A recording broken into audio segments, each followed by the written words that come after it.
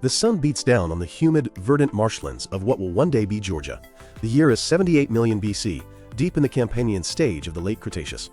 The air is thick with the buzz of prehistoric insects and the calls of primitive birds. A herd of hadrosaurs, the famous duck-billed dinosaurs, wades cautiously into the brackish water of a wide estuary to drink. Their eyes scan the tree line, watching for the tyrannosaurs that stalk the land. But they are watching the wrong place. Beneath the turbid surface of the water, a shadow moves. It is not a fish, nor is it a marine reptile like the mosasaurs that patrol the deeper oceans. It is a living log, 31 feet of armored muscle and malice. It has been holding its breath for an hour, its heart rate slowed to a crawl. It senses the vibrations of the drinking dinosaurs through sensitive pressure receptors along its jaw. Slowly, silently, the shadow rises. Two bulbous eyes break the surface, followed by nostrils. It locks onto a subadult hadrosaur. In an explosion of white water, the surface erupts. Jaws spanning 6 feet open to reveal teeth the size of bananas. The bite snaps shut with a force of 23,000 pounds per square inch, crushing bone like dry twigs. The dinosaur roars in agony, but the predator is already engaged in a backward slide, dragging 3 tons of struggling prey into the depths. The terror crocodile has fed. This is not a scene from a movie. This was the daily reality of the North American coastlines during the age of dinosaurs. The predator is Deinosuchus, a creature so massive and powerful that it turned the age of reptiles into a horror story for even the largest dinosaurs. For decades, this creature existed largely in the imagination of paleontologists, pieced together from fragments. But now, thanks to a groundbreaking reconstruction project and decades of research, the Dinosaur-Killer has been resurrected in unprecedented detail. Welcome to G Fun Facts Online. Today we are dissecting the biology, history, and terrifying mechanics of the largest alligatoroid to ever walk or swim the earth. For over a century, Deinosuchus, which is Latin for terrible crocodile, was something of a ghost in the fossil record. We knew it existed because we found its teeth scattered across the American continent. These weren't just any teeth. They were thick, sturdy spikes designed for crushing. We also found its armor plates, known as osteoderms, which were so large and deeply pitted that early fossil hunters initially mistook them for the armor of ankylosaurs, the armored dinosaurs. But a complete picture of the animal remained elusive. That changed recently with a monumental project at the Tellus Science Museum in Cartersville, Georgia. Working in tandem with Dr. David Schwimmer, a paleontologist and one of the world's leading experts on the genus, experts at Tribold Paleontology embarked on a mission to build the most scientifically accurate reconstruction of Deinosuchus schwimmeri ever attempted. The result is a 31-foot-long skeletal masterpiece that now dominates the museum floor. This is not a composite of guesswork. It is a high-fidelity assembly, based on the best available fossil material. It represents a creature that was the apex predator of its domain, an animal that grew to the size of a school bus and possessed a bite force that makes the Tyrannosaurus rex look modest by comparison. This reconstruction serves as a time machine, transporting us back to the lost continent of Appalachia. To understand Deinosuchus, one must first discard the image of a modern crocodile, simply scaled up. While it shares the basic crocodilian body plan, Deinosuchus was an entirely different class of biological machinery. Let's talk about the scale of the beast. Size estimates for Deinosuchus have fluctuated wildly over the decades. Early 20th century reconstructions, based on limited skull fragments, projected lengths of up to 50 feet, turning it into a kaiju-sized monster. Modern science has tempered these estimates, but the reality is hardly less terrifying. There were 2 distinct populations. The species Deinosuchus riograndensis, found in the western United States, or Laramidia, is estimated to have reached lengths of 35 to 39 feet, or 10 to 12 meters, and weighed up to 8.5 tons. The eastern species, Deinosuchus schwimmeri, represented by the Tellus reconstruction, was slightly smaller but still colossal, averaging 31 feet. To put this in perspective, the modern record holder, the saltwater crocodile, maxes out around 20 feet and 1 ton. The Tyrannosaurus rex averaged 40 feet and 8 to 9 tons. While the T-Rex was longer and taller, Deinosuchus was a low-slung tank. In the water, where buoyancy negated the constraints of gravity, it was the undisputed heavyweight champion. The most distinct feature of Deinosuchus was its skull. Unlike the slender fish-catching snouts of modern gharials, or the V-shaped snouts of crocodiles, Deinosuchus possessed a broad, U-shaped snout characteristic of alligatoroids. This structural choice is significant. A broad snout dissipates the stress of a bite more effectively than a narrow one, allowing the animal to clamp down on struggling, heavy prey without risking jaw fracture. The teeth were the primary weapons. At the front of the jaw, the teeth were sharp and conical, designed for piercing and gripping flesh. But as you moved back into the mouth, the teeth transformed. They became thick, blunt, and rounded, resembling crushing pestles more than knives. These posterior teeth were adapted for girophagy, the eating of hard objects. They could pulverize turtle shells and crush the dense bones of dinosaurs with sickening ease. Biomechanics experts have modeled the bite force of Deinosuchus based on its skull architecture and muscle attachment points. The results are staggering. A human has a bite force of about 160 psi.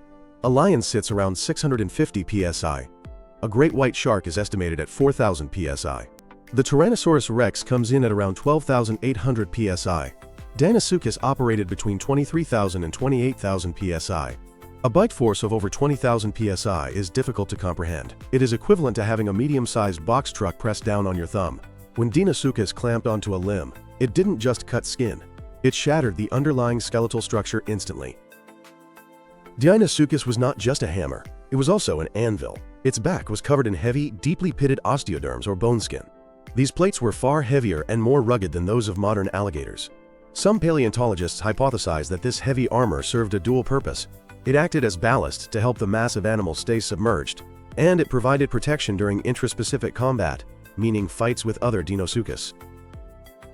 To truly appreciate this animal, we must visualize its home. During the Late Cretaceous, North America was not one continent.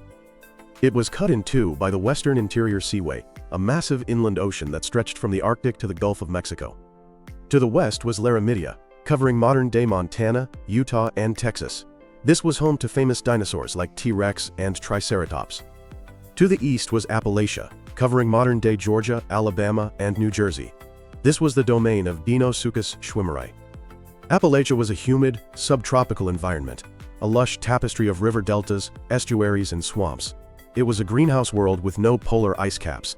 Sea levels were high, and the coastlines were dynamic environments teeming with life.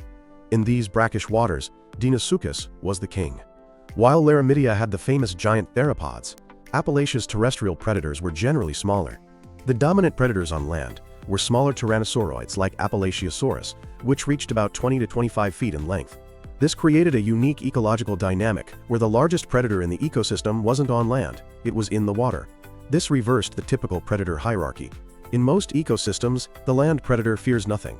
In Appalachia, even the tyrannosaurs had to watch their step near the water's edge. So, what do you eat when you are a 31-foot crocodile? The answer is simple: whatever you want. Fossil evidence suggests that a significant portion of the Deinosuchus diet consisted of sea turtles. The warm, shallow waters of the interior seaway and the Atlantic coast were populated by massive turtles like Bothromies. We have found numerous turtle shells with bite marks that perfectly match the spacing and shape of Deinosuchus teeth. In some cases, entire sections of shell appear to have been bitten cleanly off. This explains the blunt, crushing back teeth of the crocodile. They were evolutionary nutcrackers designed to pop open turtle shells to get to the meat inside. While turtles provided a steady snack, they were not enough to sustain an 8-ton metabolizing engine. Deinosuchus needed red meat, and plenty of it. For years, the idea of crocodiles eating dinosaurs was speculation. Then came the smoking gun. In 2002, Dr. David Schwimmer published findings detailing dinosaur fossils with peculiar damage. Tail vertebrae from duck-billed dinosaurs were found with deep, puncture-like tooth marks. Even more shockingly, bones of Appalachiosaurus, the local tyrannosaur, and Albertosaurus were found with similar scarring. The forensics were undeniable. The bite marks showed no signs of healing, suggesting the attack was fatal or occurred shortly before death. The shape of the punctures matched the robust, conical teeth of Deinosuchus. This was direct evidence of predation on dinosaurs. Consider the physics of such an attack. A modern Nile crocodile attacks wildebeest and zebras that weigh roughly the same as itself or less. Deinosuchus was attacking prey that stood 15 feet tall and weighed several tons. To bring down a hadrosaur, Deinosuchus likely utilized the ambush and drown strategy. Lying in wait at a river crossing or watering hole, it would explode from the water, grabbing a leg or the muzzle of the dinosaur. Using its immense mass and torque, it would drag the victim into deep water. Once the dinosaur lost its footing, the game was over. Deinosuchus would likely perform a death roll, spinning its body to shear off massive chunks of meat, or to disorient and drown the prey. One of the most fascinating discoveries about Deinosuchus comes from the study of its growth rings. Modern reptiles grow continuously, but their growth slows down significantly as they age. Dinosaurs, on the other hand, grew rapidly, reaching adult size in a sprint of 10 to 15 years. Paleontologists Gregory Erickson and Christopher Brochu analyzed the osteoderms of Deinosuchus and found growth lines similar to tree rings. Their findings were surprising. Deinosuchus did not grow like a dinosaur. It grew like a crocodile, slow and steady. However, it kept that growth rate up for an exceptionally long time. A typical alligator might grow for 10 to 20 years. Deinosuchus appears to have maintained its growth rate for 35 to 50 years. It was a creature of immense longevity. A full-grown 31-foot individual might have been 50, 60, or even 70 years old. This Methuselah strategy has terrifying implications. It means that an adult Deinosuchus would have seen generations of dinosaurs come and go. It would have been a permanent, ancient fixture of the landscape, a surviving monster that learned and adapted over half a century of hunting. Deinosuchus is often cited as the largest crocodile ever, but it has rivals for the throne. The title is hotly contested by two other prehistoric giants, Sarcosuchus and Purosaurus. Sarcosuchus imperator, often called supercroc, lived in early Cretaceous Africa roughly 110 million years ago. It was incredibly long, reaching up to 40 feet.